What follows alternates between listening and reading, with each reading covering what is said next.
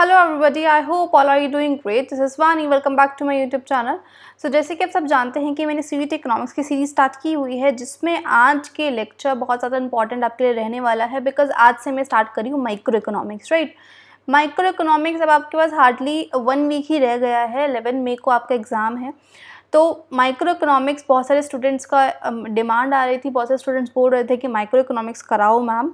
That's why मैं micro economics की series लेकर आई हूँ। और ये जो सिलेबस है आपका माइक्रो इकोनॉमिक्स में, जितने भी यूनिट्स हैं वो मैं आपको मतलब 5-6 दिन भी नहीं, मैं बोल सकती हूँ कि आपको मैं 3 या 4 दिन में पूरी माइक्रो इकोनॉमिक्स कंप्लीट करा दूँगी, विच इज़ ये आपको डिटेलिंग में माइक्रो इकोनॉमिक्स में कंप्लीट कराने वाली हूँ इसमें।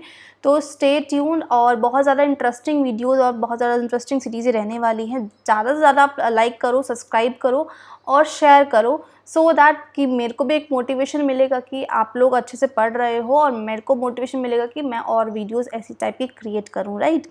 सो now let's start with this topic. आज हम पढ़ेंगे अपना unit 1, that is introduction. Introductory part जो है माइक्रो इकोनॉमिक्स है, जिसमें हम पढ़ेंगे व्हाट इज़ माइक्रो इकोनॉमिक्स और सेंट्रल प्रॉब्लम क्या है माइक्रो इकोनॉमिक्स की, सेंट्रल प्रॉब्लम क्या है हमारी इकोनॉमी की, वो आज हम डिस्कस करने वाले हैं, राइट। साथ ही साथ जिसने भी तक चैनल सब्सक्राइब नहीं किया है वो चैनल सब्सक्राइब कर लो, सो दैट आपके पास ऐसी इन्फॉर्मेटिव वीडियोस आती रहेंगी। एंड यस, मेरा टेलीग्राम चैनल का लिंक मैं नीचे डिस्क्रिप्शन बॉक्स में मेंशन कर दूँगी, आप वहाँ पर भी जाकर ज्वाइन कर सकते हो, जिससे आपको इन्फॉर्मेशन मिलती रहे कौन कौन सी वीडियो अपलोड हो चुकी हैं। और साथ ही साथ मैं आपको वहाँ पर MCQ प्रैक्टिस भी कराने वाली हूँ। तो ये कुछ छोटी सी इन्फॉर्मेशन थी। चलिए अपना टॉपिक स्टार्ट करते हैं आज का माइक्रो इकोनॉमिक्स का। यूनिट 1 आज हम डिस्कस करने वाले हैं, विच इज़ इम्पॉर्टेंट, क्योंकि माइक्रो इकोनॉमिक्स इस साल ऐड ऑन हुआ है, तो क्वेश्चंस भर कर आने वाले हैं इस पर्टिकुलर यूनिट से और इस पर्टिकुलर हम बोल सकते हैं माइक्रो इकोनॉमिक्स के कॉन्सेप्ट से। सो बहुत अच्छे से आपको पढ़ना होगा। सो now let's come with this topic, that is what is economy. Economy क्या होता है? अगर हम बात करें, इकोनॉमी वो सिस्टम होता है जो हमें प्रोवाइड कराता है, जो लोगों को प्रोवाइड करवाता है means to work and earn their living. मतलब ये ऐसा सिस्टम है जहाँ पर लोगों को एक मीन्स टू वर्क मिलता है, लोगों को काम करने का जरिया मिलता है, और उस काम करने से उनको कुछ लिविंग के लिए वो चीज़ अर्न करते हैं। That is called economy. जैसे कि हमारी इकोनॉमी, इंडियन इकोनॉमी क्या है? वहाँ पर लोग रहते हैं, अपना एक मीन्स टू वर्क काम करते हैं और वहाँ से अपनी लिविंग के लिए अर्न करते हैं, तो वो क्या है? हमारी इकोनॉमी हुई, राइट। अब किसी भी इकोनॉमी के 3 वाइटल प्रोसेसेस होते हैं। तो क्या प्रोसेस होते हैं? पहला, प्रोडक्शन। एक इकोनॉमी के अंदर अगर प्रोडक्शन नहीं होगा तो क्या हम लोग कंज्यूम कर पाएंगे? नहीं कर पाएंगे। तो प्रोडक्शन बहुत ज़्यादा इंपॉर्टेंट प्रोसेस है। तो सबसे पहले हमें क्या करना होगा? एक इकोनॉमी में प्रोडक्शन होता है, फिर कंजप्शन किया जाता है, और दूसरा कैपिटल फॉर्मेशन और इन्वेस्टमेंट हम बोल सकते हैं। तो ये 3 इंपॉर्टेंट प्रोसेस हर इकोनॉमी में किए जाते हैं। अगर एक भी प्रोसेस इसमें, एक भी पॉइंट इसमें अगर नहीं रह होता, तो उससे हमारी इकोनॉमी क्या कर सकती है? बहुत ज़्यादा हैम्पर हो सकती है, बहुत ज़्यादा इसमें हर्डल्स क्रिएट हो सकते हैं। जैसे कि हम कोविड-19 की बात करें, कोविड-19 के टाइम पर क्या हुआ था? इन्वेस्टमेंट लोग नहीं कर रहे थे क्योंकि लोगों के पास पैसा नहीं था, लोग डिमांड नहीं कर रहे थे, जब डिमांड नहीं हुई तो प्रोडक्शन नहीं हो रही, तो ये प्रोसेस चल रहा था, जिसकी वजह से हमारी इकोनॉमी बहुत ज़्यादा हैम्पर हो रही थी। तो ये कुछ एक वाइटल प्रोसेस होते हैं हमारी किसी भी इकोनॉमी के, राइट। नेक्स्ट इसमें एक कॉन्सेप्ट आता है, व्हाट इज स्केर्सिटी। स्केर्सिटी मतलब क्या होता है? एक तरीके से हम बोल सकते हैं कमी। स्केर्स मतलब लिमिटेड यूज़ है, या फिर कमी हम बोल सकते हैं किसी भी चीज़ की। अब हमारी इकोनॉमी में जो हमारे रिसोर्सेज हैं उनकी कमी है। रिसोर्सेज हमारे पास लिमिटेड अवेलेबल हैं। कोल हम बोल सकते हैं, कोयला वो ज़्यादा तो नहीं है, अगर एक बार हम यूज़ करते रहेंगे तो वो एक पॉइंट ऑफ टाइम के बाद ख़त्म हो जाएगा, राइट। लेकिन हमारे जो वॉन्ट्स हैं वो क्या है? अनलिमिटेड है। तो हम बोल सकते हैं रिसोर्सेज लिमिटेड हैं लेकिन वॉन्ट्स अनलिमिटेड है, तो इस वजह से हमारे पास क्या आती है? स्केर्सिटी आती है। Resources are scarce and our wants are unlimited. तो ये प्रॉब्लम ऑफ चॉइस क्रिएट करता है। तो स्केर्सिटी वही चीज़ है कि जो हमारी प्रॉब्लम ऑफ चॉइस क्रिएट करती है, जिसमें हमारा पास इन्वॉल्व होता है satisfaction of unlimited human wants out of limited resources.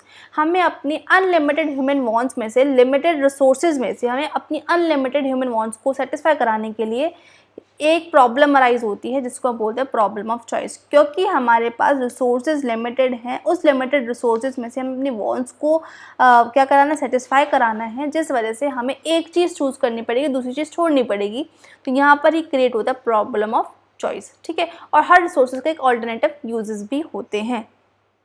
तो यहीं से प्रॉब्लम आती है स्केर्सिटी की, कि रिसोर्सेज कैसे हमारे पास लिमिटेड है, जिस वजह से हमारे पास इकोनॉमी में कौन सी सिचुएशन आती है? प्रॉब्लम ऑफ चॉइस की, राइट। तो ये था छोटा सा कॉन्सेप्ट स्केर्सिटी क्या होता है। जो छोटे छोटे पॉइंट्स हैं वो आपको याद रखने कि स्केर्सिटी क्या होता है, क्योंकि इससे क्वेश्चन बन जाएगा। इकोनॉमी क्या होता है, इससे क्वेश्चन आ जाएगा, ठीक है।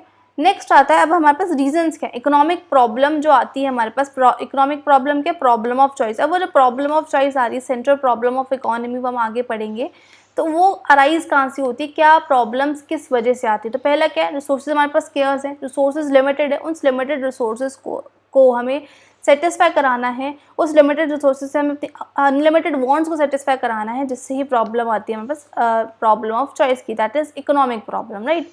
और हमारे वांट्स क्या है, अनलिमिटेड है, और रिसोर्सेज के ऑल्टरनेटिव यूजेस हैं। तो इन तीन वजह से हमारे पास क्या आता है, इकोनॉमिक प्रॉब्लम के तीन रीजंस हैं। रिसोर्सेज स्केर्स हैं, हमारी वांट्स अनलिमिटेड है, और हमारे पास ऑल्टरनेटिव यूजेस हैं अपने रिसोर्सेज को यूज़ करने के। अगर मैं इसके एग्जाम्पल की बात करूं तो हम बोल सकते हैं, suppose for example let's say आपका बर्थडे है, और बर्थडे पे आपके पेरेंट्स ने आपको 500 रुपीज़ दिए कि इस 500 रुपीज़ में जो करना है वो करो। अब आप क्या सोचोगे, मेरे पास 500 रुपये हैं, तो रिसोर्सेज आपके पास क्या है, 500 रुपये। वो 500 रुपये आपके पास फिक्स्ड है, वो बढ़ नहीं सकते ना कम हो सकते हैं, ठीक है। उसमें से आपको वांट्स अनलिमिटेड है, मैं इसमें से पार्टी भी कर लूँ, मैं इसमें से 500 रुपये में से मैं अपने लिए कुछ गिफ्ट भी ले लूँ, या मैं अपने लिए कुछ एक ड्रेस ले लूँ, ठीक है। तो बहुत सारी चीज़ें, आप अपने बहुत सारी चीज़ें सोची है आपने कि मैं या फिर इसको कहीं और यूज़ करूँ, मैं इसमें से कुछ अच्छा सा खाना खा लूँ, पिज़्ज़ा खा लूँ, कुछ भी। तो आपके पास जो आपकी वांट्स हैं वो तो आपके पास इतनी सारी हैं कि आपको ये भी करना है, ये भी करना है, ये भी करना है, लेकिन रिसोर्सेज क्या है, ओनली 500, रिसोर्सेज लिमिटेड है।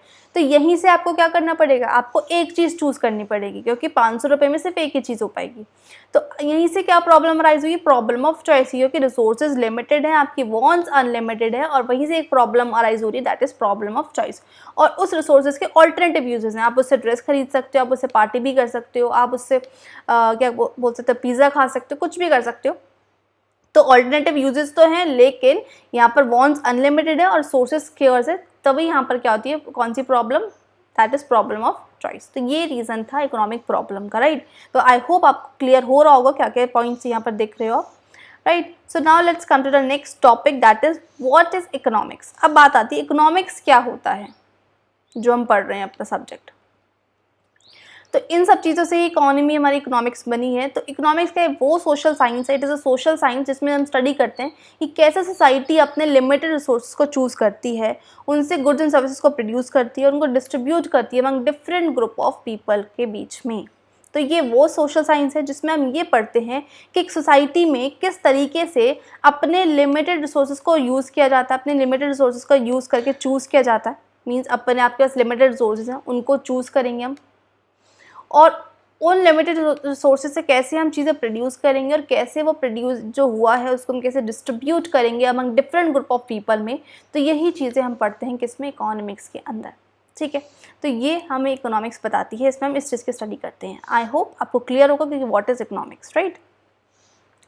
सो now let's come to the next topic, that is what is a central problem of an economy, which is a important topic है। ये एग्जामिनेशन पॉइंट ऑफ व्यू से हम बोले तो बहुत सारे इंपॉर्टेंट टॉपिक है, क्वेश्चन इसमें से आएंगे कि what to produce, how to produce and for whom to produce. ये तीन इकोनॉमिक प्रॉब्लम होती है किसी भी इकोनॉमी के अंदर, और कैसे ये अराइज होती हैं, क्या इनके रीजन है, क्या इसमें होता है, वो सब चीज़ें हम इसमें पढ़ने वाले हैं। तो हमारे पास बेसिकली 3 सेंट्रल प्रॉब्लम होती है इकोनॉमी के अंदर, व्हाट टू प्रोड्यूस, कि क्या प्रोड्यूस किया जाए इकोनॉमी में। सबसे पहले प्रॉब्लम अराइज होती है कि हमें प्रोड्यूस क्या करना है। फिर अब हमने सोच लिया कि हमें ये प्रोड्यूस करना है, अब बात आती है सेकेंड कि कैसे प्रोड्यूस करना है उसको। हम अगर हमने सपोज सोचा कि मैं राइस ग्रो करूं या फिर वीट ग्रो करूं, क्योंकि मेरे पास रिसोर्सेज लिमिटेड हैं। रिसोर्सेज लिमिट का मतलब मेरे पास लैंड जो है वो लिमिट है। अब उस लिमिटेड लैंड के ऊपर राइस ग्रो करना है या फिर वीट ग्रो करना है, वो डिपेंड करता है, क्योंकि मुझे एक ही चीज़ ग्रो करनी पड़ेगी। क्यों? क्योंकि रिसोर्सेज आर लिमिटेड। अब मैंने सोच लिया कि राइस प्रोड्यूस करते हैं, चलो ठीक है। उसके बाद अब वो प्रोड्यूस कैसे करना है, हाउ टू प्रोड्यूस, उन राइस को मैं कैसे प्रोड्यूस करूँ, मतलब कैसे का मतलब मैं उसमें लेबर से काम कराऊँ या फिर कैपिटल का यूज़ करूँ। कैपिटल मतलब टेक्नोलॉजी का यूज़ करूँ। तो ये किस में आता है हमारे पास, हाउ टू प्रोड्यूस में। नेक्स्ट आता है फॉर होम टू प्रोड्यूस, किसके लिए प्रोड्यूस किया जाए। अब हमारी इकोनॉमी में डिफरेंट टाइप ऑफ पीपल है, कि पुअर पीपल के लिए प्रोड्यूस किया जाए कि रिच पीपल के प्रोड्यूस किया जाए। तो ये आता है किसमें, फॉर होम टू प्रोड्यूस में। तो ये 3 प्रॉब्लम होती है हमारी इकोनॉमी में, that is what to produce, how to produce and for whom to produce, right. तो ओवरव्यू मैंने दे दिया है इसका। आगे यहाँ पे डिटेलिंग में लिखा है कि व्हाट टू प्रोड्यूस में बेसिकली क्या पढ़ते हैं। तो व्हाट टू प्रोड्यूस बेसिकली ये प्रॉब्लम जो इन्वॉल्व होती है इसमें क्या होता है, सिलेक्शन ऑफ द गुड्स। इसमें अबाउट होता है कि हमें गुड्स को सिलेक्शन करना है, गुड्स एंड सर्विसेज का, कि क्या प्रोड्यूस किया जाए और कितना क्वांटिटी प्रोड्यूस किया जाए। तो ये किससे कंसर्न है, अबाउट कि सिलेक्शन ऑफ गुड्स में, कि हमें क्या गुड्स प्रोड्यूस करने हैं, कितने गुड्स प्रोड्यूस करने हैं, राइट।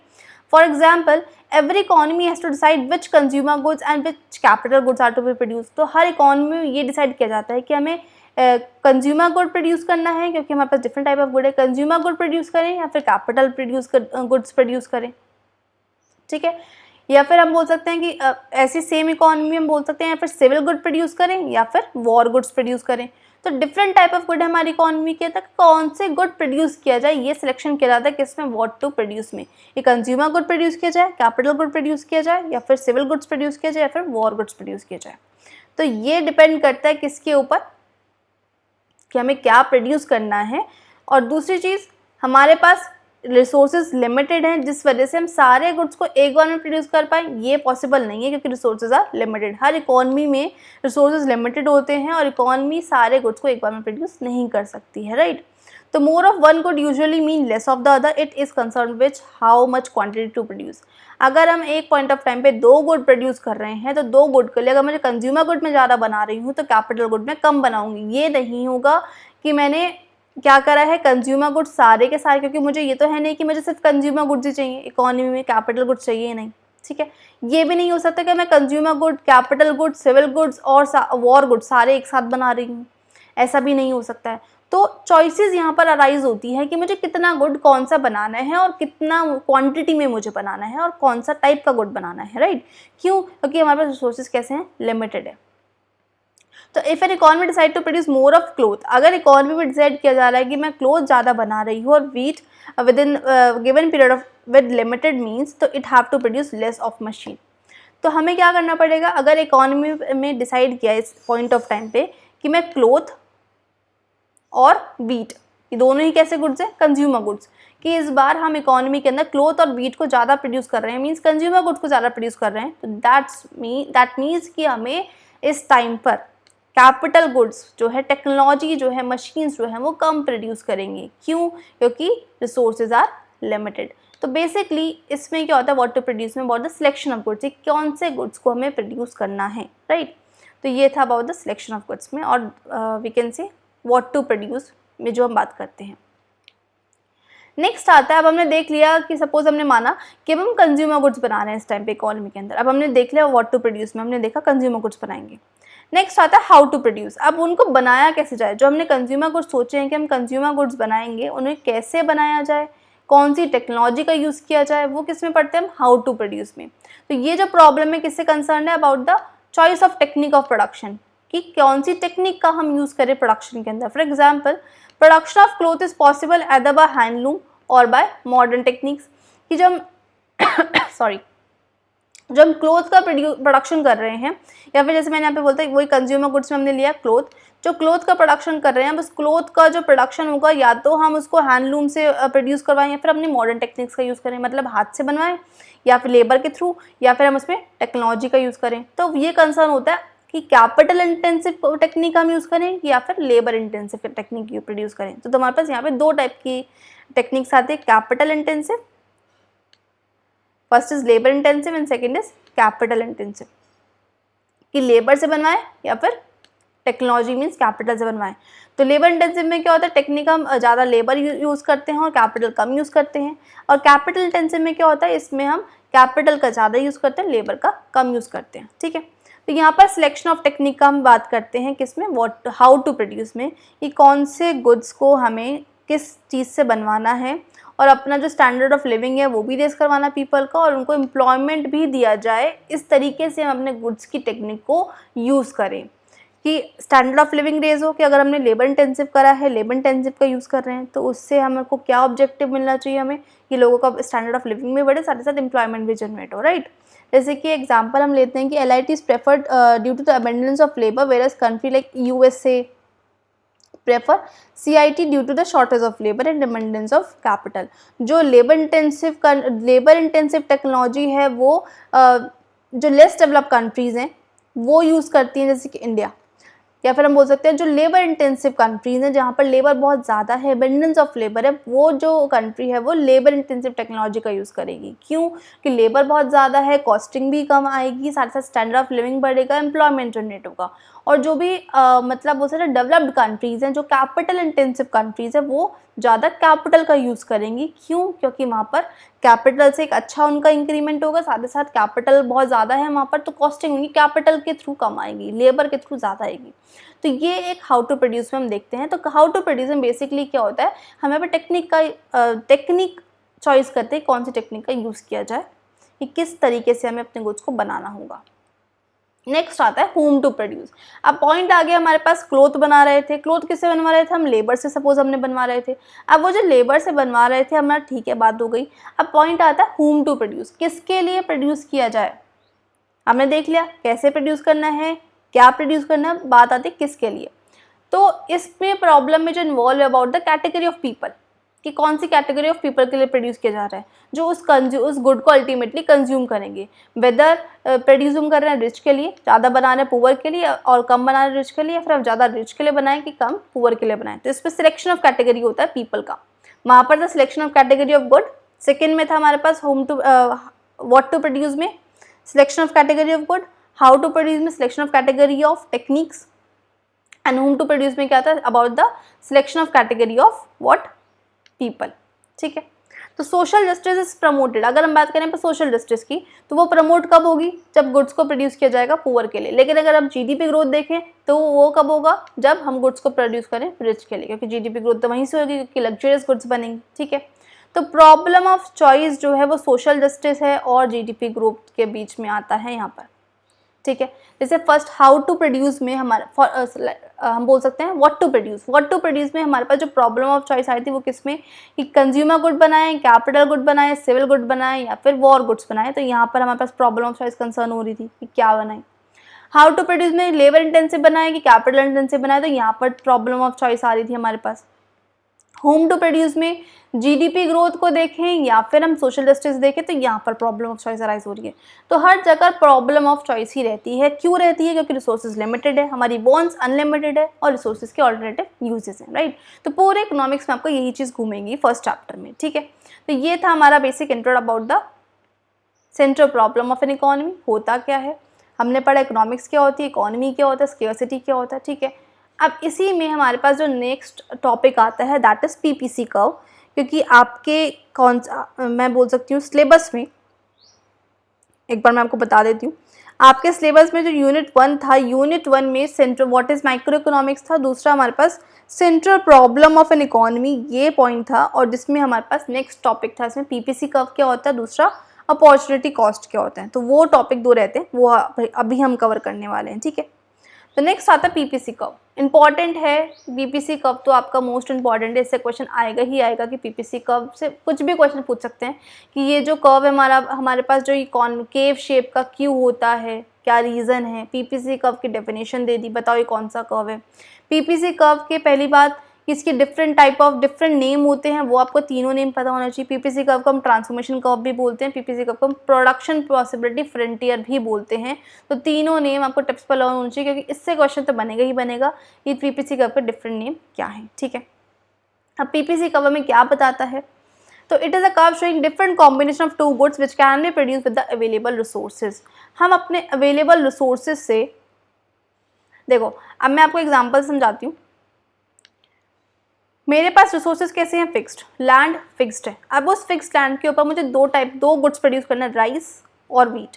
ठीक है, अब लैंड फिक्स्ड है, अब ये तो नहीं है कि मैं इस पूरे के ऊपर राइस ही ग्रो कर दूं, ऐसा भी नहीं है कि मुझे दोनों ही प्रोड्यूस करने हैं, ऐसा भी नहीं है कि पूरे पे वीट प्रोड्यूस कर दूं। तो मुझे कुछ पार्ट में राइस करना होगा, कुछ पार्ट में मुझे वीट प्रोड्यूस करने होंगे। तो मैं डिफरेंट कॉम्बिनेशंस बनाऊंगी, मुझे डिफरेंट कॉम्बिनेशंस बनकर आएंगे। उन कॉम्बिनेशन को जब मैं प्लॉट करूंगी ग्राफ के ऊपर, तभी मेरे पास एक पीपीसी कर्व बनकर आता है। ठीक है, तो अभी अगर हम देखें तो मैंने क्या सोचा है कि मैं इतना राइस ग्रो करती हूँ इतने एरिया में, और जो एरिया उसमें मैं वीट ग्रो करूँगी। ठीक है, तो पहला कॉम्बिनेशन मेरा ये बना कि मैंने क्या सोचा है, और यहाँ पर हम ये भी कंसर्न कर सकते हैं, ठीक है, कि डिफरेंट कॉम्बिनेशन में जब हम बनाते हैं, तो जैसे मैंने बोला कि हम सारे वीट और सारे राइस प्रोड्यूस करें, ऐसा भी पॉसिबल हम कर सकते हैं, क्योंकि कॉम्बिनेशन से हम यहाँ पर लेकर चल रहे हैं, तो कॉम्बिनेशन में कुछ भी हो सकता है कि हमने इस point first point of time पे हमने क्या सोचा, क्योंकि यहाँ पर हम एक्स एक्सिस और वाई एक्सिस पर टच कर सकते हैं। तो हमने क्या सोचा कि मैं इस पूरे लैंड के ऊपर सबसे पहले कॉम्बिनेशन जो मैंने बनाया कि मैं सिर्फ वीट ग्रो कर रही हूँ, राइस में बिल्कुल भी ग्रो नहीं कर रही हूँ। तो मेरे पास जो पहला कॉम्बिनेशन बनकर आया है कि मैंने गुड एक्स को हम ले रहे हैं यहाँ पर वीट और गुड वाई को ले रहे हैं राइस, ठीक है। तो मैंने यहाँ पर 100 पूरा 100 का 100 मैंने क्या ग्रो कर दिया, वीट ग्रो कर दिया, और राइस को मैंने सिर्फ 0 लेने दिया, बिल्कुल भी ग्रो नहीं किया, ठीक है। ये मेरा फर्स्ट केस था। सेकेंड केस में मैंने क्या सोचा, अब मैं क्या करती हूँ, इतने एरिया में मैं राइस ग्रो कर देती हूँ, इतना ही जो हमारे पास एरिया है, वेट, ये मेरे पास लैंड है। अब मैंने सोचा कि मैं इतने एरिया में राइस ग्रो कर देती हूँ, पूरे एरिया में। ये एरिया मेरा रहता है वीट का 90% का, और जो 1% एरिया है, एक जो पार्ट है, इसमें मैं क्या ग्रो करती हूँ, राइस ग्रो करती हूँ। तो नेक्स्ट कॉम्बिनेशन जो मेरे पास बनकर आया है कि राइस में ग्रो कर रही हूँ 90 और वीट में ग्रो कर रही हूँ 1, ठीक है। नेक्स्ट कॉम्बिनेशन मैंने लेकर आई हूँ, नेक्स्ट कॉम्बिनेशन में मैंने सोचा कि ठीक है, थोड़ा सा जो वीट है वो थोड़ा कम कर देते हैं, क्योंकि हमें क्या करना है, रिसोर्सेज तो लिमिटेड है, लैंड तो फिक्स्ड है, उसी पर हमें कॉम्बिनेशंस बनाने हैं अलग अलग, ठीक है। अब मैं सोचा थोड़ा सा मुझे राइस ज़्यादा बनाने चाहिए, तो राइस को मैंने थोड़ा सा ज़्यादा एरिया दे दिया, और वीट, अब जब मैं राइस को ज़्यादा एरिया दे तो वीट को मुझे थोड़ा कम करना पड़ेगा, क्यों, क्योंकि रिसोर्सेज तो लिमिटेड है, लैंड फिक्स्ड है। तो मैंने वीट को थोड़ा कम एरिया दिया, राइस को थोड़ा ज़्यादा एरिया दे दिया। तो मेरे पास सेकंड कॉम्बिनेशन जो बनकर आया है कि मैं वीट बना रही हूँ 70 और राइस बना रही हूँ मैं 2 का एरिया मैंने ले लिया, कॉम्बिनेशन मैंने बना दिया, ठीक है। थर्ड कॉम्बिनेशन में मैंने सोचा राइस मुझे थोड़ा सा और ज़्यादा ग्रो करना चाहिए, लैंड मेरे पास वही पार्ट है, तो मैंने राइस को थोड़ा और ज़्यादा एरिया दिया, और वीट के लिए मैं, जब मैं राइस को ज़्यादा बना रही हूँ, ज़्यादा ग्रो कर रही हूँ, तो वीट के लिए मैं कम प्रोडक्शन करूँगी। तो मैंने वीट को 40 कर दिया और राइस को मैंने 3 कर दिया। तो एक को बढ़ा रहे हैं तो दूसरे को हमें कम करना है, क्योंकि रिसोर्सेज आर फिक्स्ड, ठीक है। अब मैंने नेक्स्ट कॉम्बिनेशन जो बनाया, मैंने नेक्स्ट कॉम्बिनेशन में सोचा ठीक है, अब मैं वीट बना ही नहीं रही हूँ इस साल, मैं सिर्फ और सिर्फ राइस को ही ग्रो करूँगी, वीट को मैंने 0 प्रोडक्शन कर दिया, ठीक है। तो राइस मेरे पास 4 हो गया और वीट मेरे पास 0 हो गया। तो मेरे पास एक डिफरेंट कॉम्बिनेशंस बनकर आ गए, जिससे मैंने एक टैबुलर रिप्रेजेंटेशन बनाया। अब उस टैबुलर रिप्रेजेंटेशन को मैं ग्राफ पर प्लॉट करूँगी। जब वो ग्राफ पर प्लॉट होगी, उसको ही हम क्या बोलेंगे, पीपीसी कर्व बोलेंगे, ठीक है। तो मैंने यहाँ पर एक्स एक्सिस और लिया, और यहाँ पर मैंने वाई एक्सिस लिया। यहाँ पर मैंने शुगर और पिज़्ज़ा का एग्जाम्पल लिया हुआ है, यहाँ पर आप वीट और राइस कर लो। ये हो गया हमारे पास वीट और ये हो गया हमारे पास राइस, ठीक है। इसको जब हम प्लॉट करेंगे 0 पर 100, फिर 1 पर 90, ये हो गया हमारे पास। देन 2 पर हमारे पास हो गया 70, 2 पर 70, 3 पर 40 एंड 4 पर हो गया हमारे पास 0, ठीक है। 4 पर, मतलब 4 पर 0 यहाँ पर आएगा कहीं।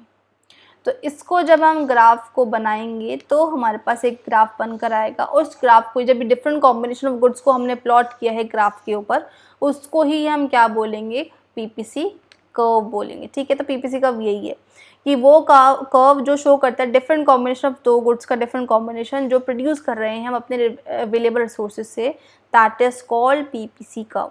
तो इसके ऊपर हमारे पास डिफरेंट कॉम्बिनेशंस बनकर आए हैं, डिफरेंट पॉइंट्स बनकर आए हैं, ठीक है। अब इसमें पॉइंट दिया आता है, जो ये वाले जो पीपीसी कर्व के ऊपर पॉइंट है, वो सारे पॉइंट जो फुल यूटिलाइजेशन ऑफ रिसोर्सेज हो रहे हैं। यहाँ पर जो रिसोर्सेज, जितने भी हमारे पास रिसोर्सेज हैं, वो सब के सब फुल्ली यूटिलाइज्ड हो रहे हैं। जितना भी लैंड था वो पूरा यूटिलाइज्ड हो रहा है। लेकिन जो पीपीसी कर्व के अंदर वाले पॉइंट होंगे, वो जो हमारे पास रिसोर्सेज हैं वो फुल्ली यूटिलाइज नहीं हो रहे, इनएफिशिएंट कॉम्बिनेशन है। उसमें हम यहाँ से यहाँ पर पहुँच सकते हैं। हम कुछ चीज़ें, अपनी लैंड का कुछ पार्ट छोड़ रहे हैं, जैसे कि ये वाले वो पॉइंट हैं जिसमें मैंने राइस इतना ग्रो कर लिया और वीट इतना ग्रो कर लिया। ये राइस हो गया और ये वीट हो गया, और ये कुछ पार्ट बच रहा है, कुछ पार्ट मैं अभी भी लीव कर रही हूँ, तो मैं इस पर भी पहुँच सकती हूँ। अपनी इनएफिशिएंसी मैं एक तरीके से दिखा रही हूँ कि मैं कुछ पार्ट छोड़ के जा रही हूँ। तो ये वो पॉइंट्स होंगे, ठीक है। ये वाले वो पॉइंट हैं जिसमें हम पूरी तरह अपना लैंड का यूटिलाइजेशन कर रहे हैं, पूरी तरह अपने लैंड को यूज़ कर रहे हैं कि इतना मैंने राइस ग्रो करा और जो बचा हुआ पार्ट था वीट ग्रो कर दिया। तो यहाँ पर मेरा लैंड का जो एरिया पूरा यूटिलाइज्ड हो रहा है, ठीक है। और जब इस कॉम्बिनेशन, इस जो लाइन है हमारे पास कर्व के जो बाहर वाले पॉइंट है, ये वो पॉइंट है जहाँ पर हमारा जो ओवर यूटिलाइज हम कर रहे हैं रिसोर्सेज का, कि यहाँ पर हम पहुँच ही नहीं सकते हैं एक तरीके से, क्योंकि मेरे पास लैंड फिक्स्ड है। मैं सोचूं कि मैं इतने वाले एरिया में और वीट उगाना स्टार्ट कर दूँ तो मेरे पास ये लैंड का पार्ट नहीं है, ठीक है, क्योंकि मेरे पास लैंड सिर्फ इतने ही पार्ट की है, तो मैं इधर नहीं जा सकती हूँ। तो ये वो वाला पॉइंट है जिसको हम अटेन ही नहीं कर सकते हैं, तो ये वो पॉइंट्स आएंगे, ठीक है। तो जैसे मैंने यहाँ पर लिखा हुआ है, तो ए बी और सी ये वो एफिशिएंट आउटपुट है, आउटपुट कॉम्बिनेशन है जो कि हमारे पीपीसी कर्व के ऊपर लाई करते हैं। तो ये सारे एफिशिएंट कॉम्बिनेशंस हुए जो पीपीसी कर्व के ऊपर लाई कर रहे हैं। डी और ये इनएफिशिएंट कॉम्बिनेशन है जो जिसमें हम रिसोर्सेज पूरी तरीके से यूटिलाइज नहीं कर रहे हैं, फुल यूटिलाइज नहीं हो रहे हैं। तो आपको पता होना चाहिए पीपीसी कर्व के अंदर वाले पॉइंट जो वो पूरी तरीके से यूटिलाइज नहीं है, लेस यूटिलाइज रिसोर्सेज हैं। और जो ये एफ पॉइंट है, यहाँ ये वो कॉम्बिनेशन है जिसको हम अटेन नहीं कर सकते, अटेनेबल पॉइंट नहीं है, ठीक है, जिसको हमने अभी तक अटेन नहीं किया है। तो ये पॉइंट्स आपको पता होने चाहिए। तो ये था हमारा पीपीसी कर्व जिसको हम प्रोडक्शन पॉसिबिलिटी फ्रंटियर और ट्रांसफॉर्मेशन कर्व भी बोलते हैं। अब एक पॉइंट आता है विच इज़ इंपॉर्टेंट पॉइंट, कि in case of PPC MOC is always increasing in order. PPC के कर्व केस में हमारे पास जो एमओसी है, एमओसी क्या है, मार्जिनल अपॉर्चुनिटी कॉस्ट। अभी मैं इसको बताऊंगी होता क्या है, अभी आपको बस ये समझना है कि पीपीसी के केस में एमओसी मार्जिनल अपॉर्चुनिटी कॉस्ट हमेशा इंक्रीजिंग ऑर्डर में होगा, और इस इंक्रीजिंग ऑर्डर की वजह से शेप जो है पीपीसी कर्व की वो हमेशा कॉन्केव रहती है। अब यहाँ से क्वेश्चन ये बनता है, और पक्का क्वेश्चन आएगा ही आएगा ये वाला, कि why PPC curve shape is concave, कि पीपीसी कर्व की जो शेप है वो हमेशा कॉन्केव क्यों होती है। तो उसका जो रीज़न होगा बिकॉज ऑफ इंक्रीजिंग एमओसी। ये ही आपको लिख कर आना है। ये एमसीक्यू में आपको ऑप्शन दिए जाएंगे कि डिक्रीजिंग एमओसी, डिक्रीजिंग मार्जिनल, हम बोल सकते हैं मार्जिनल ट्रांसफॉर्मेशन कर्व, एमआरटी भी होता है मार्जिनल, एक होता है हमारे पास एमआरटी, एक होता है एमओसी, ठीक है। तो आपको ये डिफरेंट पॉइंट दिए जाएंगे कि क्यों, क्या रीज़न है जिस वजह से कॉन्केव होता है पीपीसी कर्व। तो इंक्रीजिंग की वजह से, डिक्रीजिंग की वजह से, तो आपको बताना होगा किस वजह से होता है। तो यही आपका आंसर होगा कि अगर पीपीसी कर्व की जो शेप है वो कॉन्केव है, क्यों है, because of increasing MOC. MOC की इंक्रीज होने की वजह से जो पीपीसी कर्व की शेप होती है वो कॉन्केव होती है, ठीक है। तो ये था हमारा पीपीसी की बात। पीपीसी को जैसे मैंने बताया वो पूरा कर्व आपको समझा दिया, तो उसमें कुछ एजम्पशंस भी हम साथ में लेकर चलते हैं। एजम्पशन हमने क्या लेके चलेंगे कि हम सिर्फ यहाँ पे दो ही गुड्स को प्रोड्यूस करें, जैसे मैंने एग्जांपल लिया राइस और वीट का, और टेक्नोलॉजी यहाँ पर कांस्टेंट रहेंगी। ये नहीं कि मैं टेक्नोलॉजी को बढ़ाकर मैं अब ज़्यादा प्रोडक्शन कर दूँ, ऐसा भी नहीं है, कांस्टेंट है। रिसोर्सेज जो हमारे पास लेबर है वो नॉट इक्वली एफिशिएंट, रिसोर्सेज जो लेबर है वो इक्वली एफिशिएंट नहीं है कि सबको इक्वली एफिशिएंसी के अकॉर्डिंग मिल रही हो, ऐसा नहीं है। रिसोर्सेज भी वहाँ पर कैसे हैं, फिक्स्ड होंगे हमारे पास, ठीक है। तो ये कुछ एजम्पशंस थी जो हमने पढ़ी हैं अभी पीपीसी कर्व के लिए।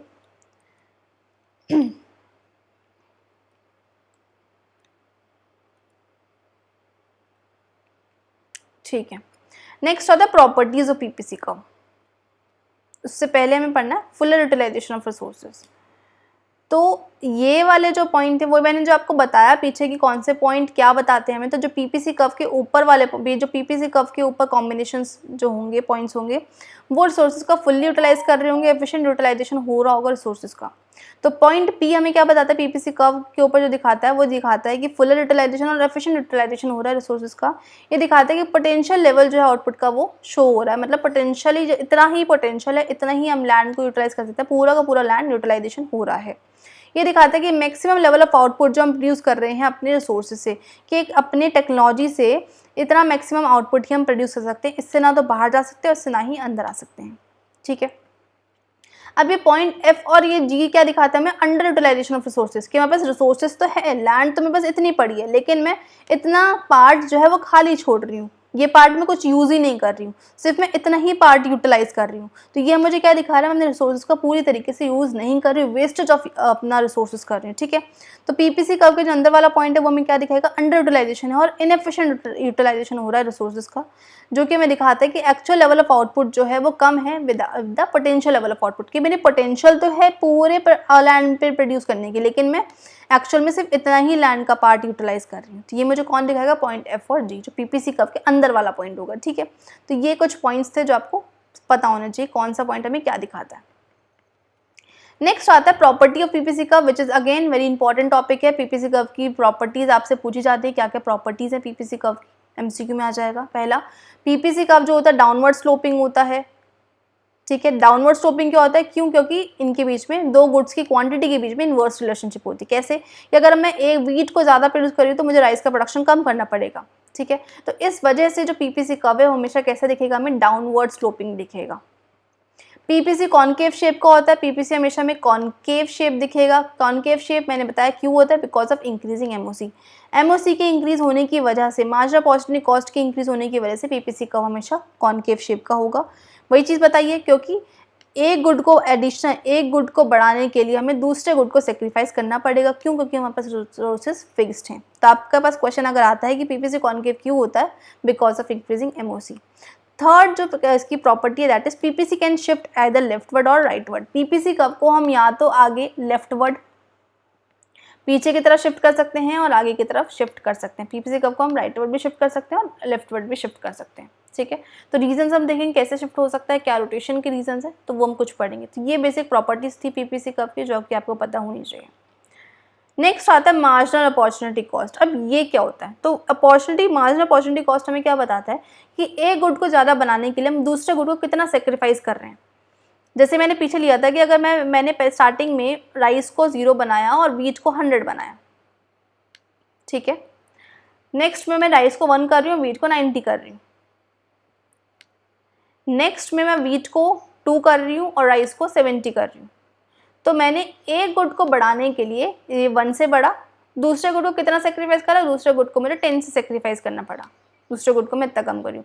फिर दूसरे गुड को मैंने 1 से बढ़ाया, तो इसको मैं इसको कितने से सेक्रीफाइस करा, मैंने 20 से सेक्रीफाइस किया। तो मेरे पास क्या देखने को मिल रहा है कि एक गुड को बढ़ाने के लिए, एक गुड की नंबर ऑफ यूनिट्स को बढ़ाने के लिए मैं दूसरा गुड को कितना सेक्रीफाइस किया जा रहा है, ये हमें कौन बताता है। जो चेंज हमें देखने को मिल रहा है, ये चेंज ही क्या है, MOC, that is marginal opportunity cost. तो it refers to number of unit of a commodity sacrifice, कितनी कमोडिटी हम सेक्रीफाइस कर रहे हैं to a given additional unit of other commodity. एक एडिशनल कमोडिटी को बढ़ाने के लिए हम दूसरी कितनी कमोडिटी को सेक्रीफाइस कर रहे हैं, दैट इज कॉल्ड एमओसी। तो ये जो 10 आया है, 20 आया, जब हम सेक्रीफाइस, इसका जो फॉर्मूला होता है हमारे पास एमओसी का, change in sacrifice upon change in gain. अब यहाँ पे सेक्रीफाइस कितना हुआ है, 100 से 90 पे 10 का, और गेन कितना हुआ है 1 का, 0 से 1 पे। एमओसी कितना है हमारे पास 10। नेक्स्ट केस में यहाँ पर सेक्रीफाइस कितना हुआ है 20 का, और गेन कितना हुआ है नेक्स्ट में 1 का। तो एमओसी कितना है हमारे पास यहाँ पर 20। तो ये हमें क्या दिखाता है, MOC that is marginal opportunity cost, ठीक है। क्लियर है एमओसी क्या होता है, छोटा सा ये था टॉपिक एमओसी का। नेक्स्ट आता है अपॉर्चुनिटी कॉस्ट। अपॉर्चुनिटी कॉस्ट ये भी इंपॉर्टेंट है, इससे भी क्वेश्चन आता है।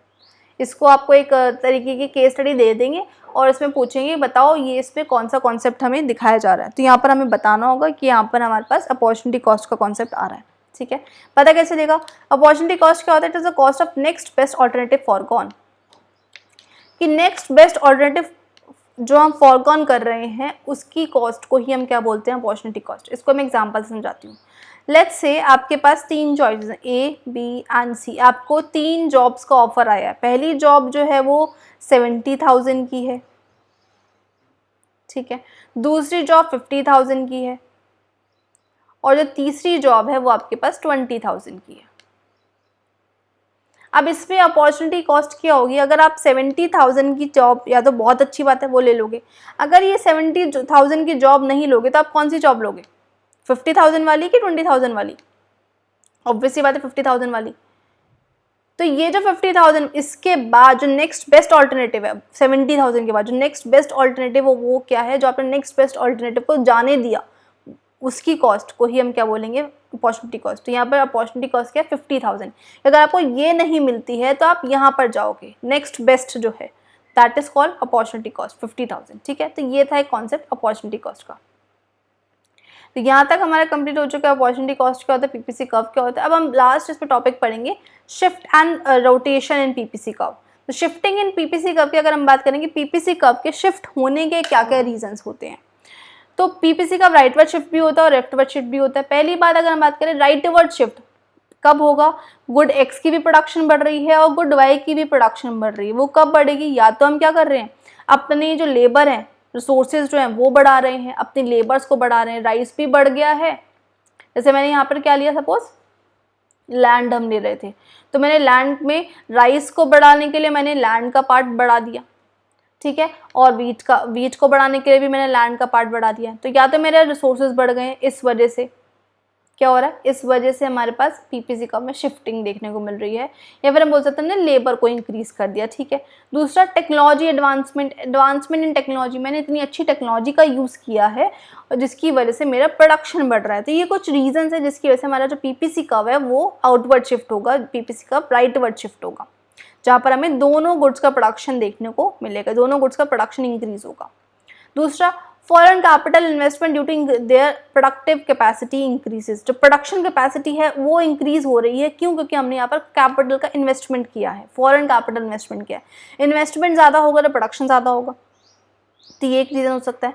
या फिर एडुकेशन, स्किल डेवलपमेंट फैसिलिटीज़, इन सब की वजह से स्किल डेवलपमेंट फैसिलिटीज़ हो रही है, एडुकेशन अच्छी दी जा रही है, आपका मतलब एक अच्छा फार्मर है और एक स्किल्ड फार्मर है जिसको सब चीज़ें की नॉलेज है, और एक अनस्किल्ड फार्मर जिसको कुछ नहीं पता, तो कौन ज़्यादा अच्छा प्रोडक्टिविटी के बेसिस पर काम करेगा? जो स्किल्ड होगा, ठीक है।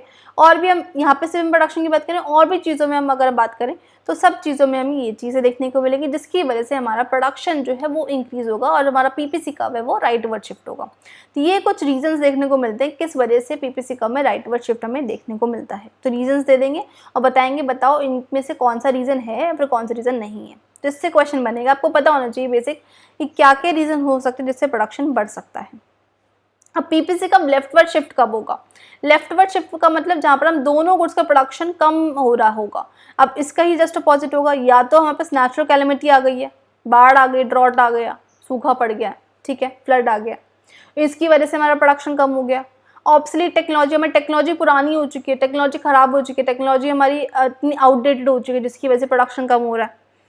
फॉरेन कैपिटल इन्वेस्टमेंट जो है, अब इन्वेस्टमेंट भी कम होगा, पैसा नहीं है तब भी हमारे पास क्या होगा, तब भी हमारा जो इन्वेस्टमेंट प्रोडक्शन है वो कम होगा। तो ये कुछ बेसिक रीज़न है जिसकी वजह से हमारा पीपीसी कर्व लेफ्टवर्ड शिफ्ट हो सकता है, ठीक है। तो ये था शिफ्टिंग इन पीपीसी के बारे में। अगर हम बात करें रोटेशन में देखो, शिफ्टिंग में क्या था, दोनों गुड्स का प्रोडक्शन एक साथ बढ़ रहा है। रोटेशन में क्या होगा, एक गुड का प्रोडक्शन तो कांस्टेंट रहेगा, दूसरे गुड का प्रोडक्शन बढ़ रहा होगा। जैसे मैं यहाँ पर लेती हूँ एक्स और वाई, मेरा नॉर्मल पीपीसी का ये था। अब मैंने जब दूसरा गुड आया, मीन्स दूसरे केस में मेरा वाई तो उतना ही रहा है, वाई तो मेरा जितना पहले था 10, अगर 10 प्रोड्यूस हो रहा है तो 10 ही प्रोड्यूस हो रहा है, लेकिन यहाँ पर मेरे को क्या देखने को मिल रहा है, सिर्फ एक्स गुड में प्रोडक्शन देखने को मिल रही है। तो जब एक ही गुड में प्रोडक्शन देखने को, एक एक गुड का प्रोडक्शन बढ़ता हुआ दिख रहा है, तो मतलब मुझे पता चल रहा है कि यहाँ पर जो है मेरी टेक्नोलॉजी अच्छी हो रही होगी एक्स गुड को बढ़ाने के लिए, कि एफिशिएंट टेक्नोलॉजी जो है प्रोडक्शन की वो एक्स गुड के लिए होगी, सिर्फ वाई के लिए नहीं है। तो जिसकी वजह से मेरा एक्स गुड ज़्यादा बढ़ रहा है और विद द सेम रिसोर्सेज तो वही है, लैंड तो फिक्स्ड है, उस फिक्स्ड लैंड में ही मेरा एक्स ज़्यादा बढ़ रहा है। क्यों? क्योंकि मैंने सोचा होगा कि एक्स को मैं अच्छी टेक्नोलॉजी का यूज़ करती हूँ, जिसकी वजह से मेरा एक्स गुड बढ़ता हुआ ज़्यादा दिख रहा है, ठीक है। वाई गुड मेरा उतना ही है। यहाँ पर हम शिफ्टिंग नहीं देख रहे हैं, इसको ही हम क्या बोलेंगे, रोटेशन बोलेंगे। अब रोटेशन में क्या है, यहाँ पर एक गुड का प्रोडक्शन बढ़ेगा, दूसरा गुड का प्रोडक्शन सेम होगा, तो वो रोटेशन होगा। शिफ्टिंग में क्या होगा, दोनों गुड का प्रोडक्शन बढ़ रहा होगा, ठीक है। ऐसे यहाँ पर है, अब मैंने यहाँ पर क्या किया, एक्स तो मेरा सेम है, एक्स तो वही है, मेरा वाई पहले इतना बन रहा था y1, अब मेरा वाई जो है y2 पे पहुँच गया। y2 में मतलब वाई गुड का प्रोडक्शन बढ़ रहा है, वो क्या होगा, क्योंकि मैं यहाँ पर एफिशिएंट टेक्नोलॉजी जो है मैं गुड वाई में यूज़ कर रही हूँ, ठीक है। तो जिससे मेरा प्रोडक्शन जो है वाई का बढ़ रहा है विद द सेम रिसोर्सेज तो सेम है, लेकिन मेरा एफिशिएंट टेक्नोलॉजी जो मैंने वाई में प्रोड्यूस करी है, वाई में यूज़ करी, जिससे कि वाई गुड का प्रोडक्शन बढ़ रहा है।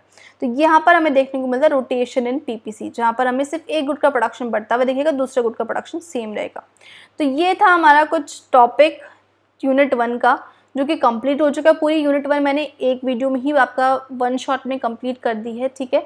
नेक्स्ट लेक्चर में मैं यूनिट 2 लेकर आऊँगी, कंज्यूमर इक्विलिब्रियम वाला जो पॉइंट्स है, डिमांड हम पढ़ेंगे, कंज्यूमर इक्विलिब्रियम पढ़ेंगे, वो मैं आपको शाम तक वो वीडियो भी अपलोड हो जाएगी। तो ठीक है, तो stay tune, thanks for watching and don't forget to like and subscribe my channel, और ज़्यादा से ज़्यादा वीडियो को शेयर करो सो दैट मैं ऐसी वीडियोज़ और लेकर आऊँ आप लोगों के लिए। So bye bye, see in the next video.